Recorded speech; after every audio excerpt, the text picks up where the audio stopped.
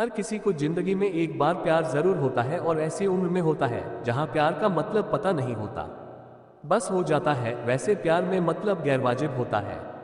प्यार होने का एहसास हमें तीनों जहां की सैर कराता है। हम ख्वाबों में अपनी दुनिया बसा लेते हैं। हमें महबूब के अलावा किसी चीज से मतलब नहीं होता। उसका दीदार हमारे दिल को सुकून दिलाता है। उसकी हर बात हमारे कानों से उतरकर दिल को छूने लगाती है। उसकी हंसी मानो सारी दुनिया की खुशी समेटकर हमारे आंचल में डाल दी हो। उसका रोना जैसे खुदा की रुसवाई।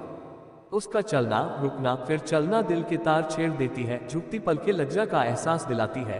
आंखों की गहराई में डूब जाने का दिल करता है। सारा जहां एक तरफ और महबूब की चाहत एक तरफ। कुछ ऐसा ही हुआ था मेरे जीवन में। उन दिनों मैं अपनी नई जॉब की सेवा में था। थी तो छोटी डिस्ट्रीब्यूशन कंपनी। अकाउंट असिस्टेंट के जॉब में वैसे कोई चैलेंज नहीं था।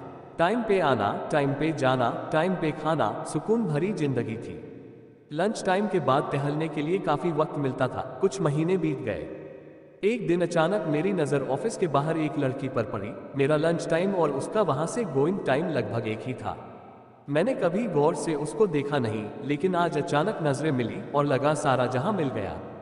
फिर ये सिलसिला चलता रहा। प्यार व्यार कुछ पता नहीं था।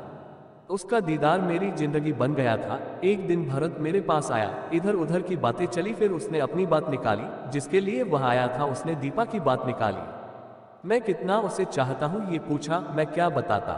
मेरे जीवन में पहली बार किसी लड़की ने मुझे चाहा था। वह एहसास मेरे लिए किसी धन दौलत से कम नहीं था। कोई लड़की ने मुझे मिलने की इच्छा जताई थी। उसी दिन शाम को फोन आया। आवाज में अजीब सी घबराहट थी, बातों में कंपन थी। उसने अपना नाम बताया, फिर मिलने की बात हुई। शायद वह शुक्रवार था। सुबह मैं जल्दी उठ गया। तैयारी कर ली। माँ पिताजी के लिए और मेरे लिए एक ही वक्त लंच बॉक्स बनती थी। मेरे जल्दी उठने का कारण पूछने पर ऑफिस का नाम बताया। आज मुझे उससे मिलाना था। ज्यादा वक्त जाया किए बिना मैं घर से निकल गया। बस की बजाय मैंने ऑटो से जाना पसंद किया। 20-25 मिनट में मैं टाइपराइटिंग कमर्शियल इंस्टीट्यूट पहुंच गया। सुबह की 8:30 बजने में और 5 मिनट बाकी थे और वह बाहर आई। साथी सहेलियों को उसने बाय किया। उसके चेहरे पर घबराहट साफ नजर आ रही थी। मैं कुछ कदम चला, फिर उसने साथ दिया। थोड़ी दूर जाकर एक कोने पर मैंने अपने चाहत का इजहार किया। उसने भी चाहत में हामी भरी। फिर उस दिन शाम को उसने फोन किया। 1998 में मोबाइल नहीं थे, ना ही उसका कोई नंबर मेरे पास था। बस उसका मुंहबोला भाई था भरत। मेरे लिए तो उससे मिलना जितना मुश्किल था उतना ही आसान था। अब मैं अपना लंच जल्दी लेने लगा। फिर वॉशरूम जाने के बहाने हम लोग 5 मिनट के लिए सही रोज मिलने लगे।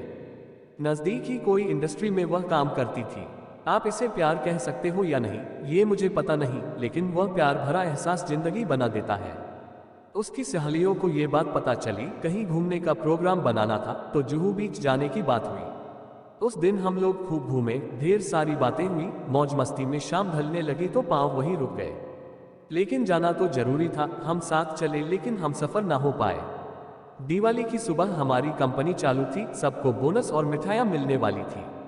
नए कपड़े पहनकर मैं भी ऑफिस पहुंचा। दीपा की छुट्टी थी। मौका पाकर एक मिठाई काजू कतली मैंने उससे खिलाई। वह दिन अच्छा चला गया। हम ऑफिस से निकल ही रहे थे तो फोन की रिंग बजी। मैंने फोन उठाया। बड़ी दर्द भरी आवाज में उसने कल की मुलाकात की तारीख तय की।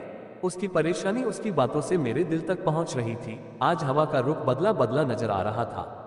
कल के फोन कॉल को लेकर मैं रात भर ठीक से सो नहीं पाया। इसके कारण सर चढ़ा हुआ था। आज ट्यूशन नहीं था।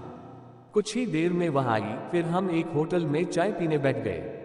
उसने कहा हम फिर नहीं मिलेंगे, घर पर पता चल गया है। मेरी बड़ी बहन ने रेलवे ट्रैक पर इसी चक्कर में सुसाइड किया था।